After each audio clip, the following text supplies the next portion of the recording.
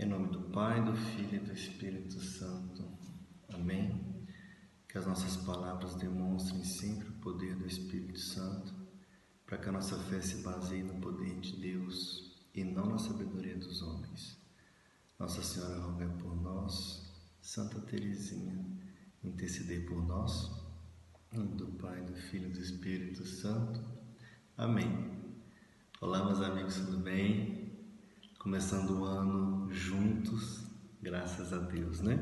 Então, você já deve ter passado em algum momento na vida de vocês pelo que eu vou contar agora, tá? Vocês já falaram algum tipo de ditado ou expressão para uma criança, né? Que ela fez essa cara, tipo assim, ó. Eu imagino que sim, eu já passei, né? Uma vez eu estava dando uma aula para uma turma de crianças, né? E tinha um anjo, né? Fazendo graça a aula inteira, uma bênção, né? Daí eu falei para ele assim, tava brincando a aula inteira, né? Eu falei assim, parece que você dormiu com o Bozo, foi? Aí os alunos fizeram aquela cara. Essa expressão é tipo assim, do Bozo, né? Que não para de fazer palhaçada, para quem não conhece o Bozo, né? Ele era um personagem do passado que fazia palhaçada, mas enfim. Outro caso foi esses dias, eu conversando com os meus filhos, né? Aí eu falei para eles assim, estava contando uma história, só que eles custaram a entender. E virei e falei assim, nossa, custou cair a ficha, hein? Aí eles fizeram aquela cara.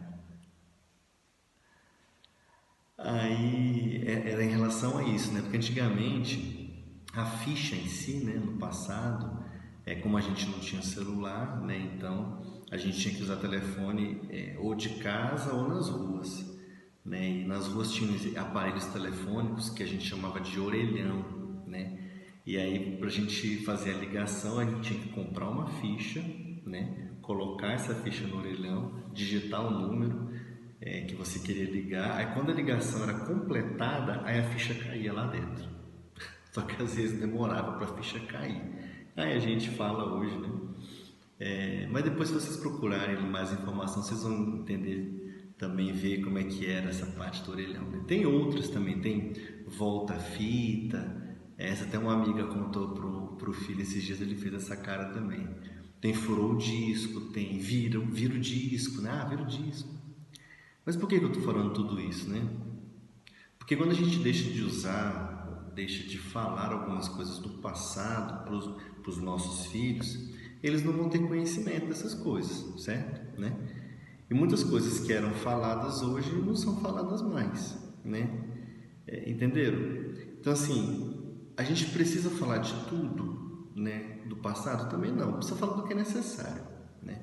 Vou dar um exemplo, mais um exemplo, né? Esses dias eu gosto muito do Bee Gees, né?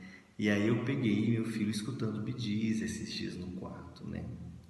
E por que ele estava escutando no quarto o Bee Gees? Porque ele escutou na rua? Não foi. Porque ele escuta desde que estava na barriga da mãe, aqui em casa.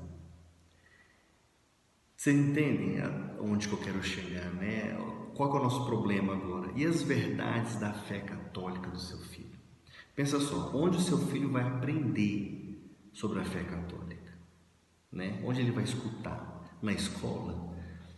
Não, eu acho que não. Até porque, até mesmo, infelizmente, as escolas consideradas católicas hoje, elas estão deixando de falar de Jesus, né, dos santos, na aula de ensino religioso, para falar de honestidade, corrupção, por exemplo. Eu não estou falando que esses temas não são importantes sim, mas primeiro que esses temas são de responsabilidade dos pais e não da escola, né? E outra, a aula de ensino religioso numa escola católica é para falar de doutrina católica. Eu estudei numa escola católica e era assim. Segunda opção, eles vão aprender na rua? Com certeza não. Porque infelizmente a gente sabe, né? O que os nossos filhos aprendem na rua, né? Eles encontram a realidade do mundo. E isso faz parte da aprendizagem também, né? Mas dificilmente eles vão aprender as verdades da fé católica na rua. Vamos para uma terceira opção. Eles vão aprender na missa ou na catequese? Um pouco, sim, né? Isso quando você leva ele também, né? Mas assim, e quando ele vai, será que às vezes ele está de fato prestando atenção na missa? A gente tem ótimas homilias, mas será que ele está ali mesmo na missa? Então, aonde que ele vai aprender de fato? Em casa. Não tem escapatória. A responsabilidade pela educação na fé do seu filho, pai e mãe, é sua. Agora, como é que está a fé do seu filho? Vamos fazer um diagnóstico com você, tá? Vamos fazer um diagnóstico, vai ser rapidinho, tá? E aí, com base nesse seu diagnóstico, a gente vai conseguir saber como está a fé do seu filho, tá? E detalhe muito importante, eu não estou aqui para julgar, para criticar ninguém, de forma alguma. Até porque eu já falei várias e várias vezes aqui que eu também estou num processo de conversão diária, né? Aprofundando na fé com a minha esposa, né? Na doutrina. E à medida que a gente vai caminhando, né? A gente quer compartilhar com vocês tudo isso, né? Tá bom? Então, vamos lá? Lembro que ele será um teste, vamos fazer esse diagnóstico, né? Apenas para católicos, né? Você que está acompanhando o vídeo que não é católico, fica à vontade em participar, mas ele não vai servir como teste para testar a sua fé, já que a sua fé é diferente, né? Você tem uma outra fé que não é católica, mas se você quiser participar, fica à vontade de participar, tá? Mas é para católicos, tá? Então vamos lá, eu vou fazer afirmações, não é nada difícil. Tudo que eu vou falar aqui você já ouviu falar, tá? Então você vai pegar um papel e uma caneta rapidinho, se quiser dar um pause aí rapidinho, pode dar um pause para ela pegar, tá bom? Então lembrem, são afirmações simples. No papel vocês vão colocar sim ou não. Sim, se vocês concordam com a afirmação, e não, se vocês não concordam com a afirmação. São 10, simples, tá? Agora eu peço que vocês não pausem o vídeo a partir de agora, tá? Para vocês responderem sim ou não, se concordam ou não. Lembrando que são afirmações simples, tá bom? Vamos lá?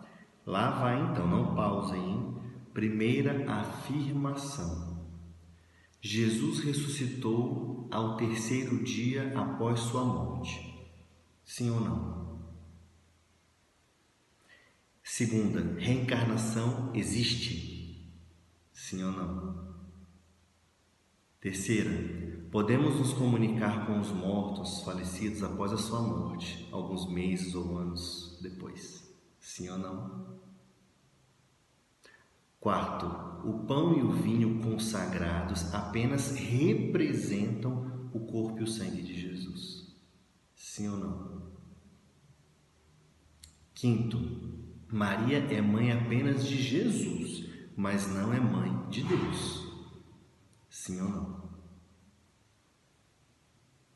Os santos intercedem por nós no céu, mas não realizam milagres. Sim ou não? Não existem almas gêmeas. Sim ou não? Sexo no namoro não é pecado. Sim ou não? Quando morremos, não ficamos vagando na terra, vamos direto para o nosso julgamento individual. Sim ou não? Independente do tempo de gestação, o aborto é pecado mortal. Sim ou não? E aí, o que vocês acham? Vocês acham que vocês erraram? Eu vou colocar o gabarito aqui do lado para vocês darem uma conferida aí rapidinho nas respostas para ver como é que vocês saíram. Eu posso dizer que alguns anos atrás eu provavelmente erraria no mínimo 3 ou 4 dessas 10. E qual que é o problema disso, né? Enquanto a gente tem nossas dúvidas na fé, os filmes, novelas, ideologias, amigos da escola, músicas, séries, tudo isso eles não têm dúvida do que eles mostram, jornais, não tem. Dessa forma, eles nos confundem nossos filhos. São Paulo mesmo nos ensina sobre isso em Romanos. Olha o que ele nos ensina em Romanos. A Escritura diz: todo aquele que acredita nele não será confundido, porque todo aquele que invoca o nome do Senhor será salvo. Ora, como poderão invocar aquele no qual não acreditaram?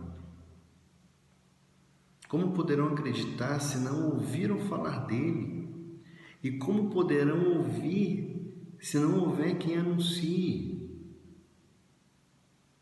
E como poderão anunciar se ninguém for enviado?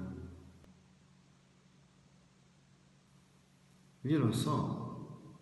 Detalhe que nesses 4 versículos ele também cita Isaías e Joel. São Paulo cita 2 profetas do Antigo Testamento. Mas como vocês viram, é uma sequência lógica, né? Para eu não ser confundido e ser salvo, eu preciso invocar a Deus, somente a Ele. Porém, para eu invocar a Deus, eu preciso ter fé em Deus. Porém, para eu ter fé em Deus, eu preciso ouvir falar de Deus. Para eu ouvir falar de Deus, eu preciso que alguém anuncie, que alguém pregue a sua palavra. Alguém fala de Deus, né? Você escuta, você tem fé, você deixa de ser confundido e invoca a Deus e é salvo. Deus está falando com você agora, nesse momento, pai, mãe, até você mesmo, jovem que me escuta. Vocês precisam ser as pessoas que trarão Deus para os seus pais, para dentro da sua casa, para os seus irmãos, para os seus amigos. O mundo quer confundir as nossas cabeças e as dos nossos familiares. Jesus nos traz uma outra pergunta que é muito importante no Evangelho de Lucas. Olha só.